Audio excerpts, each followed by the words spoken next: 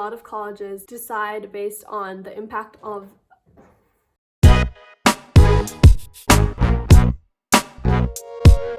Hey guys, it's Diana. Welcome back to my channel. If you're new, welcome. So today I'm going to be doing a short Q&A video because a lot of people have been leaving questions in the comments, and I just thought it'd be a good way for you guys to get to know me better since this channel is pretty new. So let's just hop right into it. Mary Berry asks, is the other girl your twin? Yes, Natalie is my twin sister, and I recently uploaded her reaction video, so you should definitely check that out if you haven't already. Dan's page says, what is your ethnicity? And also a video on how you skipped a semester.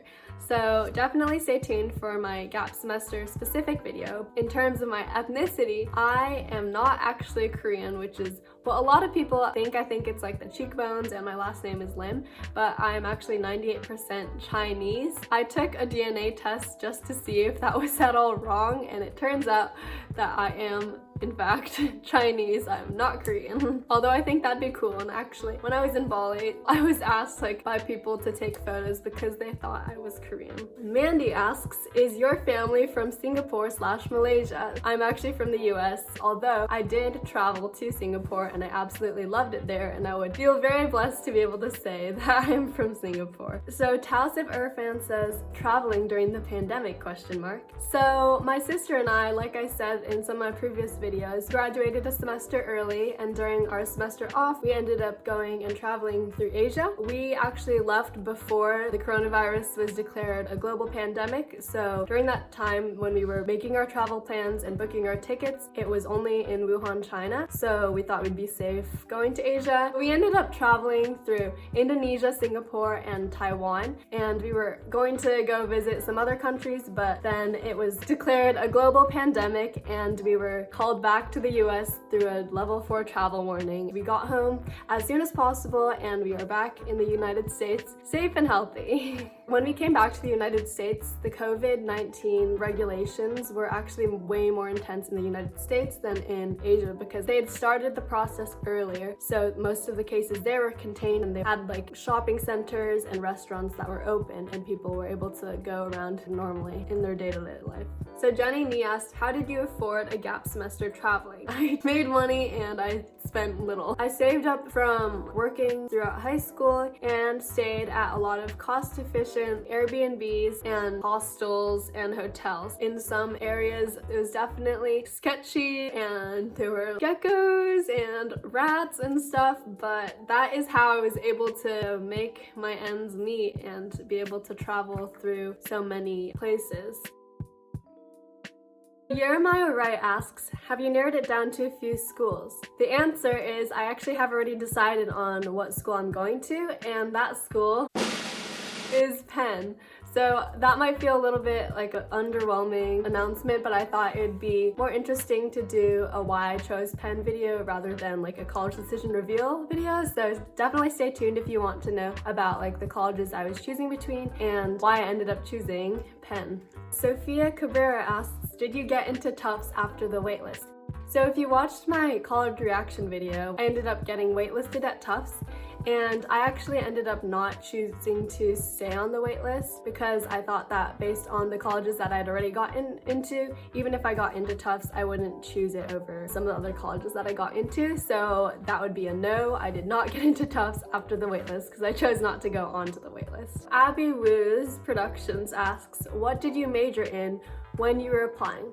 So for all 19 schools that I applied to, we both applied as computer science majors. What was interesting is that for the schools that offered computer science through both engineering schools and through letters and science schools, we ended up applying through L and S because we wanted to have more of an interdisciplinary education. So for example, for Berkeley, instead of applying for computer science through their engineering college and through EECS, we ended up applying through the College of Letters and Science. science. I think the only difference between applying for computer science through the College of Letters and Science versus the College of Engineering is that some of the required courses are different, and you might end up graduating with a bachelor's of applied science rather than a bachelor's in engineering. But I don't really think it makes that much difference in industry based on what I've heard and the people that I've talked to, because in the end, for computer science specifically, it sort of comes down to the hard skills that you learned. So Lauren asks, did you both get into the same schools? Yes, interestingly enough, although our college list differed by a little bit, we had the exact same options. I think that ties in nicely with my next question from Aiden, which is, do twins in America get auto accepted or rejected if one gets in or not? So based on my experience talking with admissions officers of different schools and twins who had already gone through the college process, it seems like a lot of twins who are relatively the same in terms of their competitiveness of their applications,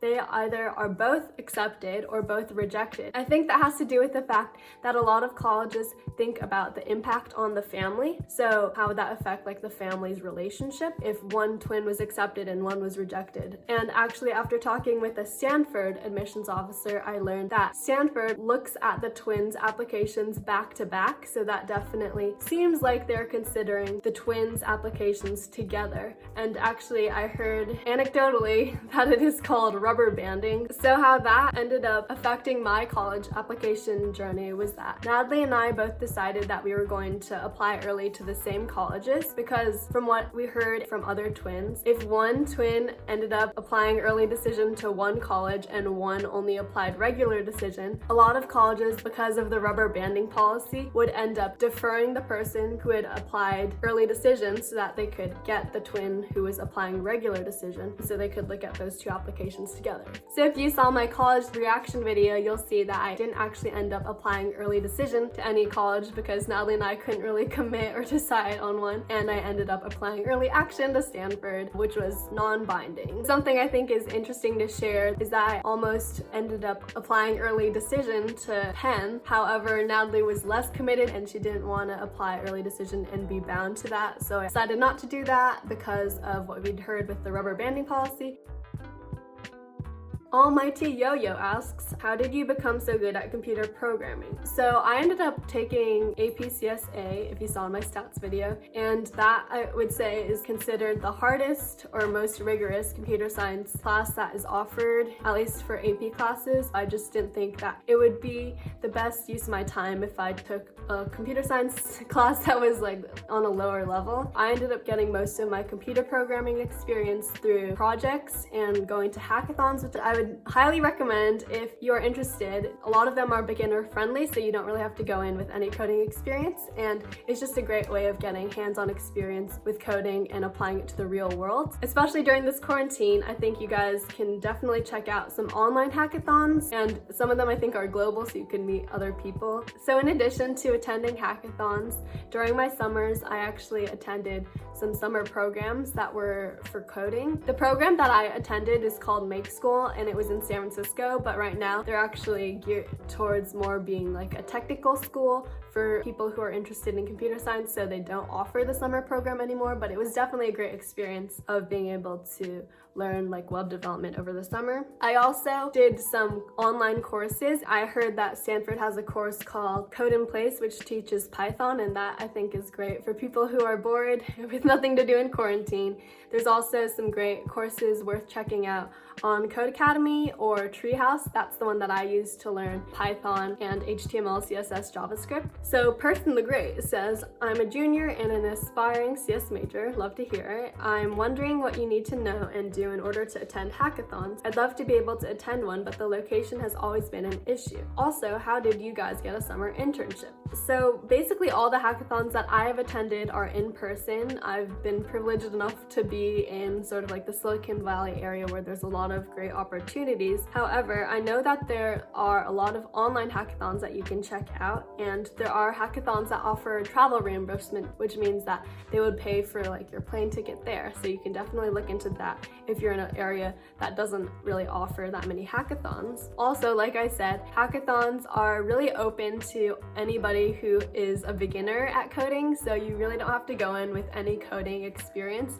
Obviously, if you already have some, that is really great, and maybe the project that you work work on will be slightly technologically more advanced. However, you can definitely go in without knowing how to write a single line of code, and you can still learn a lot and have a great time attending a hackathon. In terms of how to get a summer internship, I can definitely do a more in-depth video, but basically my sister and I, we talked with a small startup, and how we ended up getting that gig was that we emailed the CEO and we basically just talked about how what they were working on aligned with our values and how we really just wanted to help. And I think being able to show how you really just believe in what they are doing is a great way of convincing them to let you help them out.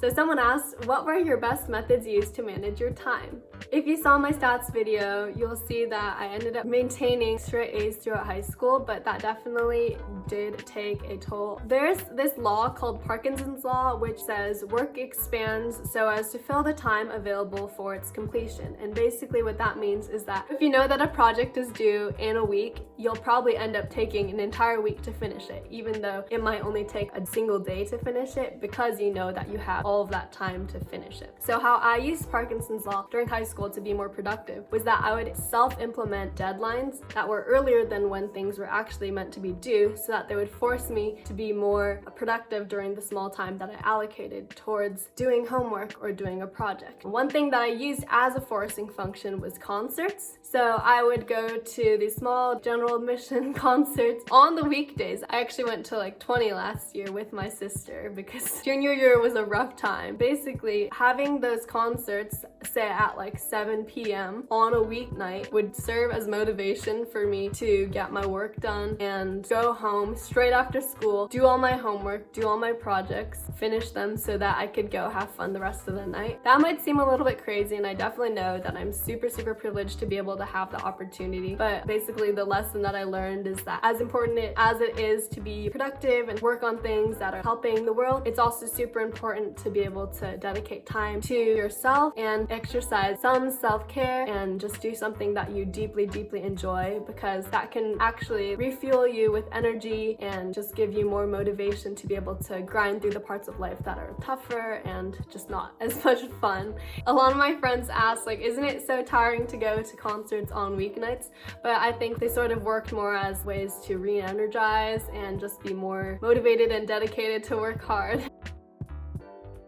Tilly asks, what hair color do you use? I'm not actually sure what hair color this is, but I got it done in Taiwan, and basically I just pointed at the lightest color that they had in their book of hair colors. I basically just wanted the complete opposite of what I had, just to see what it'd be like, so I got the lightest blonde that they had. Somebody else asked, how is your hair still alive while bleaching it this blonde? So this is the first time that I ever dyed my hair blonde, and it definitely was a drastic change, but I think because I had never dyed it blonde or dyed it any color or treated it before, I think that's how it was able to stay relatively healthy, even though technically all hair is dead. And also I think just taking care of it has helped it be able to not be super brittle or anything. I'm definitely not a hair expert. So those are all the questions that I will be answering today. If you have any more questions, feel free to leave them down below. If you stayed all the way to the end, thank you so much. Definitely make sure to like, comment, subscribe if you haven't already, and I will see you next time.